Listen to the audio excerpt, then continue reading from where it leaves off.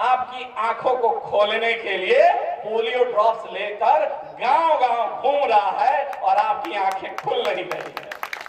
इसलिए कोशिश कीजिए कि जब वो पोलियो ड्रॉप्स वाला विद्वान व्यक्ति कोई आए तो उसका सहर्ष स्वागत कीजिए और ड्रॉप्स को पीने की कोशिश कीजिए, क्योंकि अगर नहीं पिएंगे तो ये जान लीजिए कि एक जमाने में माता सावित्रीबाई फुले शिक्षा का पोलियो ड्रॉप्स लेकर चली थी, लेकिन उस पोलियो ड्रॉप्स को मात्र मेरी एक बहन पी और स्टेज पे आ गई और बाकी बहन पीने से मन का इनकार कर दी, तो आज वहीं के वहीं खड़ी है।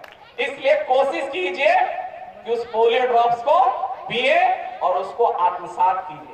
इसलिए इन्हीं सब चंद बातों के साथ मैं अपनी वाणी को विराम दूंगा और ये बात कहूंगा कि जो राष्ट्रीय प्रतीक है, जो भगवान बुद्ध हैं, बाबा साहब अम्बेडकर हैं, उन्होंने सच को सिर्फ बोला नहीं, सच को अपने जीवन में उतारा।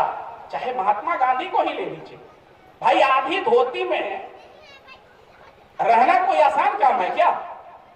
तो ठीक है, कुछ तो सच को जीवन में उतारा। इसलिए जितने भी महानायक हुए हैं उन्होंने सच को उतारा है। और अंत में जाते जाते फिर से वही बात कहूंगा कि बादलों के दरमियान तो कुछ साजिश हुई है, बादलों के दरमियान कुछ ऐसी साजिश हुई है और मेरा घर मिट्टी का था, मेरे ही घर बारिश हुई है।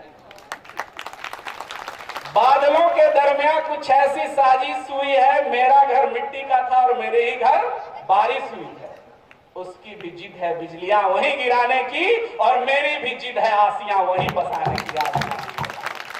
इसलिए इन चंद बातों के साथ मैं अपनी वाणी को विराम दूंगा। सजग भारत, श्रेष्ठ भारत, जय भारत। बहुत बहुत धन्यवाद सर आपका। आपने वो खुराक देने का काम किया जो हम बेसब्री से इंतजार कर रहे थे और हमारे शुक्रगुजार हूं मैं बीपीआरओ मैडम का, जिन्होंने हमारे कार्यक्रम में आके चार चांद लगाया। मैं एक आपसे छोटी सी ख्वाहिश रखता हूं अपने क्लब की ओर से, शाखा ओंकारगंज की ओर से। यह हमारे आपके अगर पंचायती राज अधिनियम के तहत